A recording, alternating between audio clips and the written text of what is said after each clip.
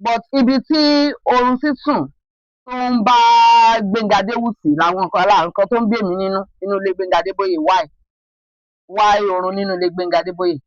Kò yé mi. Why tó ń sun inú ilé Gbénga Adébóyè. Ok, nígbà tí Gbénga Adébóyè kú. Yes, now. Ok, wọ́n ń sun ọ̀dọ̀ Ọmọlára. Ọmọlára. Ohun ojú rí pẹ̀lú MC Churchy K. Mi yéé ti Ọmọlára o. Ok, ẹ̀kẹ́ jẹ́ ń padà síbí. Ẹ̀rẹ́pẹ̀ wo ló wà láàrin ìyẹn Gbénga Adébóyè, olóògbé Gbénga Adébóyè àti Gbénga Adéwùsì? Kò sí. Ẹ ṣàlàyé torí àwọn onígbàgbọ́ fún wọn jọ lẹ̀pọ̀ fún wọn jọ. Àwa ò mọ Gbénga Adéwùsì. Rẹ́kọ̀dì Gbénga Adéwùsì lèmi wà Ọlọ́run.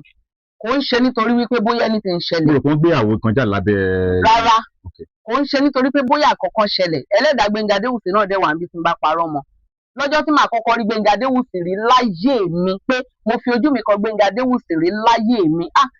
Má yẹ sọ pé lọ́jọ́ mi mọ̀ bóyá mo ti lọ sí function kan tá a ti pàdé rí. But pé mo fi ojú mi rí Gbénga Adéwùsì rí pé ó wá sọ wípé nípa Gbénga Adébóyè o nígbà tí bọ̀dà Gbénga kú tí wọ́n júwe ilé fún un ní ọ́fíìsì tó wá sílé èmi ni mo receive ẹ̀. Ṣùgbọ́n mo wá rí lẹ́yìn ikú wọn wípé wọ́n ṣe interview ní orí program ní LTVA tí yẹn dẹ̀kọ́ náà ń pè lọ́rẹ̀ẹ́. Ṣé bí òun ló ń ṣe yóò mọ èèyàn tó ti interview náà. Tó bá sọ fẹ́ lẹ́nu wípé má bàa Ṣeun Adébóyè sọ̀rọ̀ Kọ́lá Adébóyè ni kò bá sọ̀rọ̀ tó bá fẹ́ ní nọ́mbà Kọ́lá will sit down beside you wà á dẹ̀ interview ẹ̀. Ìyẹn ò sọ pé ẹ ti dọmọ ìyá náà kò tó ti rí rí. Wọ́n Gbénga Adéwùsì nígbà tí àjọṣepọ̀ tó wà láàrin wọn nígbà tí Gbénga Adébóyè dé Èkó tí Gbénga Adébóyè bá ń ṣe tó bá ń kéwì ní stage kan Gbénga Adéwùsì máa ń bẹ̀bẹ̀ wípé kó jẹ́ kó ń kéwì wọ́n dẹ̀ máa ń fún un láàyè. Bẹ́ẹ̀ ni I stand to be corrected.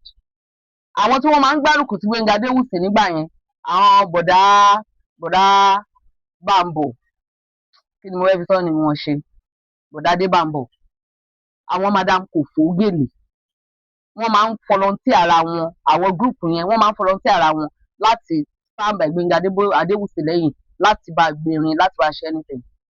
Ìtàn tí mò ń sọ yìí kò kí ń ṣe ìtàn àtẹnudẹ́nu ìtàn tí mo gbà lára àwọn tí wọ́n wà lẹ́yìn Gbénga Adéwùsì nígbà tí sága ẹ̀ bẹ̀rẹ̀ gangan ni kò ń ṣe pé ó ṣojú mi kò ró tó bó ṣe rí nìyẹn. Àjọṣepọ̀ tó wà láàrin wọn ni wípé Gbénga Adéwùsì máa ń bẹ̀bẹ̀ lórí stage bọ̀dá Gbénga pé kó jẹ́ kó náà kéwì wọ́n dẹ̀ máa ń fún un láàyè. Bámbọ̀ Adébàjò even nínú rẹ́kọ̀dì ẹ̀ yẹn àwọn ni wọ́n kọ nínú studio nígbà tí ó yẹ kí Gbénga Adéwùsì kọ orin kan tí ò gẹ̀tẹ̀ dáadáa. Voice bọ̀dá bá ń bọ̀ ni Ọlọ́run Ọlọ́run Ọlọ́run Ọlọ́run Ọlọ́run Ọlọ́run Ọlọ́run Ọlọ́run. Bí mo bá ń sọ àwọn ìtàn báyìí tí Gbénga Adéwùsì bá come across mi wọ́n máa ń mọ̀ pé authentic story ni mo ń sọ mi kì í parọ́.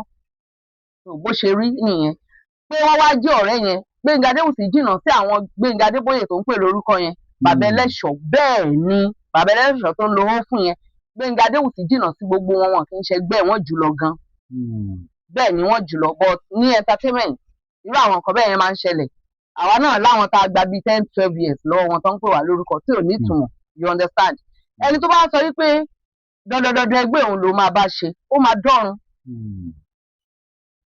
even lórí àwọn interview wọn yẹn gan Gbénga Adébóyè tún sọ àwọn nǹkan míì níbẹ̀ tó yẹ pé ó kọ́kọ́ jáde nínú àwọn records tán yọ kúrò so kò sáàjọṣepọ̀ kankan láàrin wọn o bọ̀dá Festus náà tún sọ ní àìpẹ́ yìí àti bọ̀dá Bánjọ so mo fẹ́ gbàgbọ́ wípé mi ò mọ Gbénga Adébóyè tó Bánjọ àti Festus àwa lè jọjọ́ mọ̀ ìyá káwọn jẹ́ àbúrò nídìí ìyá but wọ́n jọ ń wà láàárọ̀ lọ́sàn-án lálẹ́ nínú ọ́fíìsì wọ́n jọ ń ṣiṣẹ́ papọ̀ ni ohun tí mo lè sọ nípa Gbóyèga Làwà wọ́n lè sọ wọ́n tẹ̀ ní sọ torí àwa la jọ ń wà papọ̀ all the time. Nígbà tí Gbénga Adébóyè kó àwọn rúmọ̀ kan jáde nígbà yẹn pé wọ́n ní bóyá Gbénga Adéwùsì fẹ́ Ọmọlára. Ìwọ tó ti pè rúmọ̀. Ẹ ṣe mọ̀ pé nínú àwọn àwọn ọ̀rọ̀ àhesọ náà. Ṣé orí fífẹ́ àwọn èèyàn tó lè sọ náà. Ṣé agbọ́ pé wọ́n tó síbi kan fún ọgbà tó pe ní Queen Ọmọlára kìíní kan mi àwọn òbí àwọn ayé náà ti sọ sórí fífẹ́ òun ló fífẹ́. Wàláì mo pe Gbénga Adéwùsì lórí fóònù. Á rí mi náà. Á mọ̀ bóyá mo parọ́ pé ṣé ẹ rí kọ́ sọ pé bóyá ẹ̀ ń fẹ́ Ọmọlára àbí wọn ò fẹ́ Ọmọlára wàláì fámílì Adébóyè ò ní kankan ṣe pẹ̀lú ẹ̀ kò ń kí ló kàn mí pẹ̀lú bí èèyàn 10 bá fẹ́ mi bó bá ti jẹ́ mi ni mo nira mi kí ni ó kọ́ anybody honestly kò sẹ́ni tó ń jà lórí ọ̀rọ̀ fífẹ́ or no fífẹ́ kò sí nǹkan tó kàn wá pẹ̀lú yẹn tí mi ṣe ní sọ̀rọ̀ nípa ẹ̀ nìyẹn kò kàn wá but ibi tí oorun sísùn tó ń bá Gbénga Adéwùsì làwọn nǹkan tó ń bí èmi nínú ilé Gbénga Adébóyè why oorun nínú ilé Gbénga Adébóyè. kò yé mi. why tó ń sun inú ilé Gbénga Adébóyè. ok nígbà tí Gbénga Adébóyè kú ok wá ń sun ọ̀dọ̀ Ọmọlára. Ọmọlára lè máa lọ sí ọ̀dọ̀ ẹ̀ láti sùn. ó túmọ̀ sí pé kì í ṣe rúmọ̀ nìyẹn pé àní ò kàn wá.